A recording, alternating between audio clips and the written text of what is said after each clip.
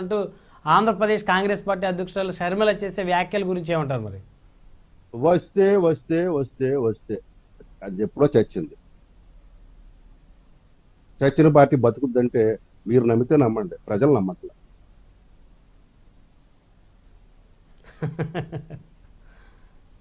Okay, right right.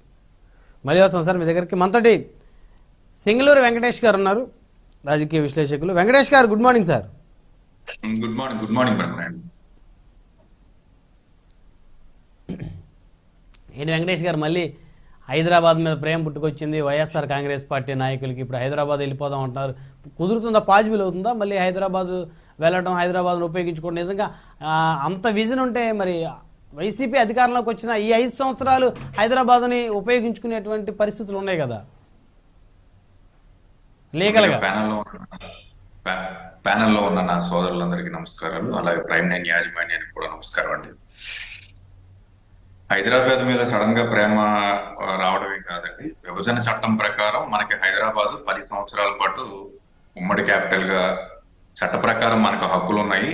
అయితే తాత్కాలికంగా వాటిని ఎందుకు వదులుకుని మనం ఆంధ్రప్రదేశ్ పారిపోయి రావాల్సి వచ్చిందనేది ప్యానల్లో ఉన్న పెద్దవాళ్ళతో పాటు ఆంధ్రప్రదేశ్ లో ఉన్న అందరికీ కూడా తెలుసు. అయితే విలేకరులు అడిగిన సందర్భంలో రాజధానికి సంబంధించిన ఏదో ఒక క్వశ్చన్ అడిగిన సందర్భంలో వైవి సుబ్బారెడ్డి గారు మరొక 5 ఏళ్ల పాటు ఆంధ్రప్రదేశ్ రాజధాని, ఉమ్మడి రాజధానిగా హైదరాబాద్ ని మనం కొనసాగించాలనుకుంటున్నాం అని అడగాలనుకుంటున్నాము కేంద్ర ప్రభుత్వాన్ని అని చెప్పేసి అని ఒక వ్యాఖ్యానం చేయడం జరిగింది.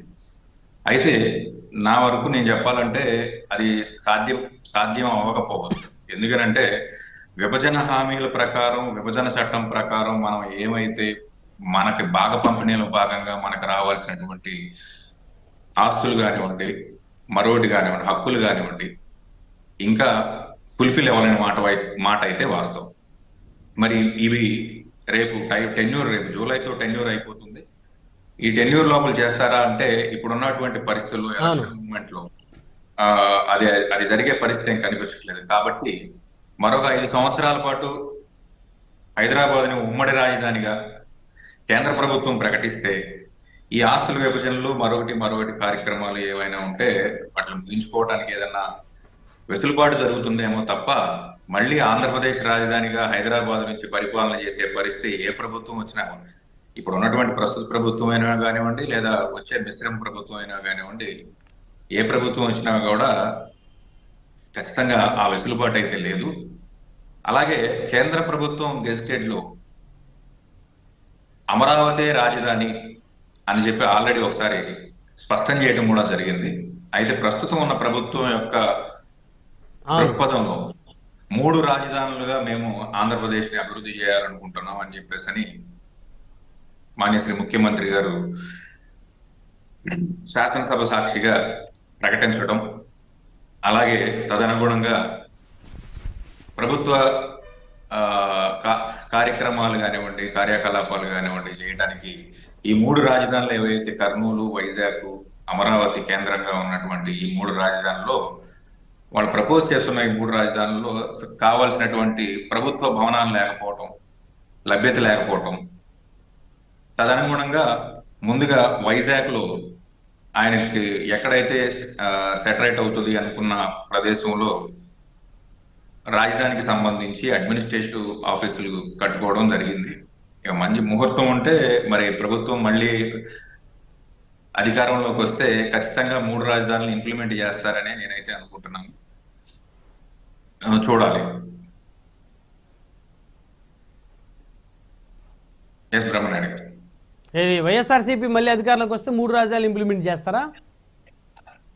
అదే కదా ముఖ్యమంత్రి గారు చెప్పింది. సాక్షాత్తు సిఆర్డీఏ చట్టాన్ని వెనక్కు తీసుకునే క్రమంలో ఆయన చేసిన అసెంబ్లీలో చేసినటువంటి వ్యాఖ్య ఏంటంటే, కొన్ని టెక్నికల్ కారణాల వల్ల ఈ చట్టాన్ని వెనక్కి తీసుకుంటున్నాం, మళ్ళీ ఈ చట్టంలో మెరుగులు దిద్ది మేము ముందుకు వస్తామని చెప్పేసి అని సాక్షాత్తు అసెంబ్లీలో చెప్పారు. అది ఏదో నేను చెప్పడమో లేకపోతే మిగతా పార్టీ ప్రతినిధులు చెప్పడమో కాదు, కానీ ముఖ్యమంత్రి గారే చెప్పారు. కాబట్టి అమరావతితో పాటుగా వైజాగ్ అలాగే కర్నూలు కూడా రాజధానులుగా, నగరాలుగా గుర్తించబడతాయి, వాటిని కూడా అభివృద్ధి చేస్తాము అని చెప్పేసి అని చెప్తాం జరిగింది.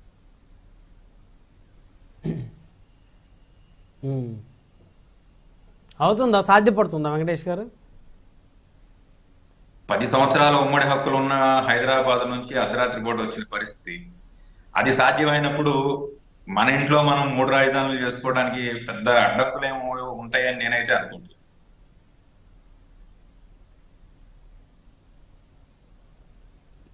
మరి 3 రాజధానులు సాధ్యపడే పరిస్థితి ఉంటే పోనీ మళ్ళీ ప్రభుత్వం వచ్చిన తర్వాత 3 రాజధానులను అభివృద్ధి చేస్తామని మాట్లాడాల్సినటువంటి పెద్దలు, ప్రభుత్వంలోని పెద్దలు, వైవి సుబ్బారెడ్డి గారు అంటే ఆల్మోస్ట్ ఆల్ జగన్మోహన్ రెడ్డి గారికి ఆయన ఏమి తీసిపోయే పరిస్థితి ఏం కాదు. మరి ఆయన ఎందుకు ఈ విధంగా మాట్లాడాల్సి వచ్చింది? హైదరాబాద్ గురించి, హైదరాబాద్ ప్రస్తావన ఎందుకు తీసుకొచ్చాడు? మరి అదే మాట ఆయన కూడా చెప్పొచ్చు కదా.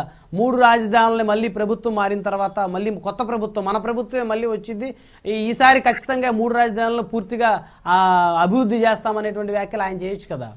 ఆయన కన్ఫ్యూజన్ ఎందుకు పడేస్తున్నారు? హైదరాబాద్ గురించి మాట్లాడాలంటే రాజధానికి సంబంధించి ఏ విధమైనటువంటి అఫీషియల్ ప్రెస్ మీట్లు పెట్టినట్టు నేనైతే చూడలేదు. అక్కడ తాత్కాలికంగా ఏదో ఒక ప్రెస్ మీట్ లో అడిగిన క్వశ్చన్ కి సమాధానంగా హైదరాబాద్ మీద మనకు టెన్యూర్ టైం అయిపోతుంది కాబట్టి అక్కడ ఉన్నటువంటి వ్యవహారాల మీద మనం తిలోదగాలు ఇచ్చినట్టేనా అనే ఒక క్వశ్చన్ కి హైదరాబాద్ ని కేంద్ర ప్రభుత్వాన్ని రిక్వెస్ట్ చేసి ఇంకొక 5 సంవత్సరాలు పొడిగించాలి ఉమ్మడి రాజధానిగా అనేది కూడా ఒకటి ఆలోచన చేస్తున్నారు ప్రభుత్వం అని చెప్పేసి చెప్పడం జరిగిందండి. అంతేగాని హైదరాబాద్ ఇప్పుడున్న అడ్మినిస్ట్రేటివ్ ఇదేదో 5 సంవత్సరాల ముందు చెప్తే బాగుండేది కదా. ఎందుకంటే 5 సంవత్సరాల ముందు ఎందుకు చెప్పాలి? ఇప్పుడు టెన్యూర్ అయిపోతుంది కాబట్టి రిపోర్టర్ అడిగారు కాబట్టి క్వశ్చన్ కి ఆన్సర్ వచ్చింది. 5 సంవత్సరాల ముందు చెప్పి ఇప్పుడు మళ్ళీ ఇక్కడ నుంచి అక్కడికి వెళ్ళాలనే పరిస్థితి ఏమన్నా ఉందా? అదేం కాదు కదా. అంటే కాదు ఇన్ని మరి 5 సంవత్సరాలు కూడా హైదరాబాద్ టెక్నికల్ గా రాజధానిగా ఉపయోగించుకున్న పరిస్థితి ఉంది కదా. మరి ఇంకొక 5 సంవత్సరాలు పొడిగిస్తే ఏం చేస్తారు? ఈ 5 సంవత్సరాలు చేయలేని హైదరాబాద్ పోయి ఏం చేస్తారు?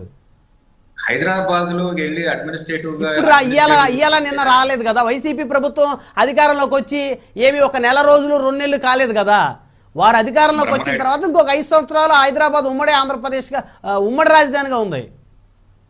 హైదరాబాద్ ఉమ్మడి రాజధానిగా ఉంది. హైదరాబాద్ తో ఉన్నటువంటి నీటి సమస్యలు కానివ్వండి, ఆర్టీసీ ఆస్తుల సమస్యలు కానివ్వండి, ఇంకా కేంద్ర ప్రభుత్వానికి సంబంధించిన ఇన్స్టిట్యూషన్స్ ఆంధ్రప్రదేశ్ కి తరలి వచ్చే పరిస్థితి కానివ్వండి, ఇలాంటి రకరకాల ఆస్పెక్ట్స్ లో ఇంకా విభజన హామీలు పెండింగ్ లో ఉన్నాయి. ఇటువంటి క్రమంలో హైదరాబాద్ మీద పూర్తి హక్కులు వదులుకున్నట్లయితే మనం రేపొద్దున ఏది కూడా క్వశ్చన్ చేసే పరిస్థితి కాదు. కాబట్టి